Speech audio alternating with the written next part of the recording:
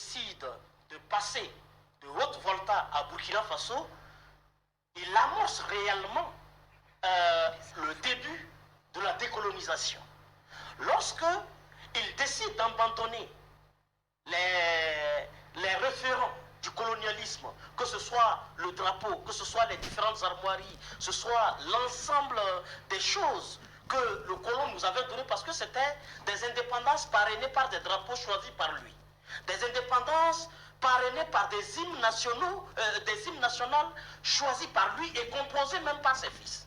C'était des noms de pays qu'il a voulu donner et en déphasage avec nos réalités socio-anthropologiques. C'est un personnel politique et un fonctionnement de l'administration et une gouvernance politique qui a attendu la conférence de la pôle pour recourir à des concepts politiques pour poursuivre la gouvernance.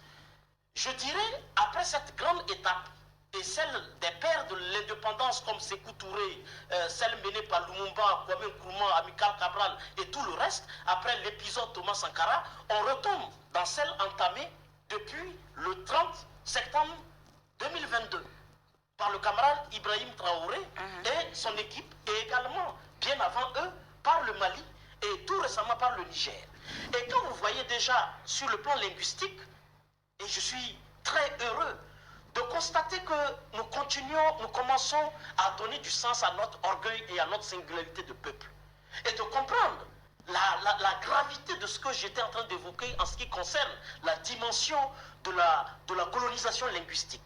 Vous voyez que le français n'est plus langue officielle dans les trois pays.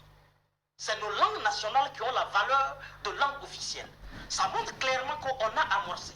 Nos armées ne sont plus perfusées.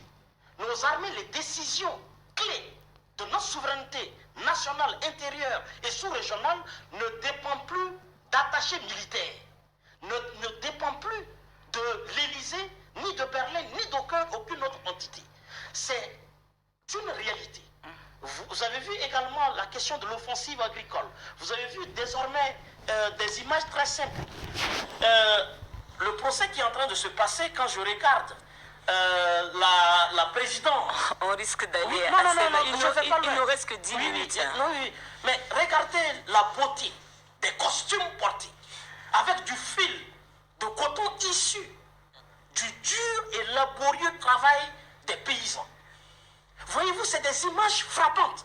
Là où le colonialisme s'était régénéré, à travers même dans les plus hautes sphères de notre société, des gens qui portaient des tenues qui n'avaient aucune résonance avec l'économie nationale, avec même les valeurs culturelles nationales.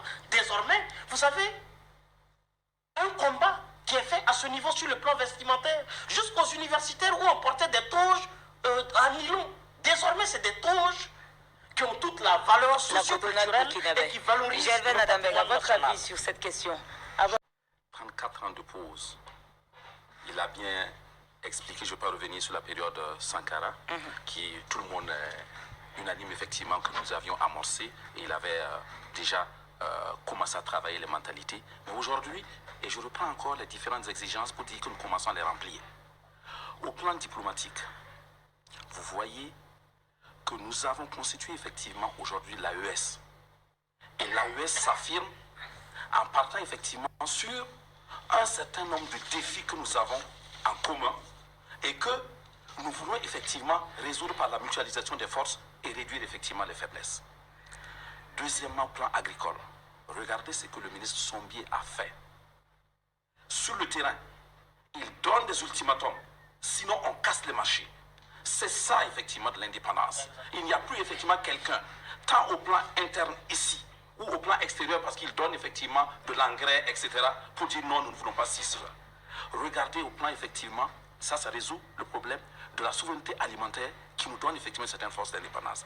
Regardez au niveau de la gestion des ressources minières et minéralières, comme je le disais. Il y a eu la revue effectivement du code minier, qui pour le moment élève à 15%, c'est déjà 5% en plus, et qui dit nous avons droit de regard et nous pouvons casser effectivement des contrats qui ne répondent pas à nos besoins. Et regardez récemment, le charbon fin, qui était un moyen de piller, voler, en dissolvant de l'or pur dans effectivement quelques tonnes effectivement de charbon fin pour l'exporter, aller récupérer, Maintenant, c'est interdit, il est là et il est travaillé pour récupérer. Et on pourrait passer comme ça, comme il n'y a pas de temps, domaine par domaine, hein, au niveau effectivement, on ne peut pas passer sans parler effectivement du plan institutionnel. Au plan institutionnel, observez très bien, il y a aujourd'hui la rupture des accords qui nous maintenaient en dépit du fait qu'on nous donnait l'indépendance factice, qui nous apporte l'indépendance réelle. C'est pourquoi de l'autre côté, les gens se battent et doublent d'efforts et de synergie pour pouvoir nous étouffer tout Bassalogo. Au plan effectivement de la démocratie, regardez, nous ne sommes pas allés dans un système effectivement électoraliste pour avoir un pouvoir aujourd'hui qui répond aux besoins du peuple. Regardez au plan judiciaire, regardez ce qui commence à se passer. Tout en jouissant de leur indépendance, on ne peut pas dire aujourd'hui que quand vous observez le tribunal qui gère effectivement le dossier, l'affaire Tenya, vous ne pouvez pas dire effectivement que les magistrats ne sont pas indépendants. Vous voyez comment ils gèrent avec fierté leur indépendance et justesse leur indépendance, n'est-ce pas? Blaise... Et ça commence à produire ses effets. D'accord, Blaise Tchétega.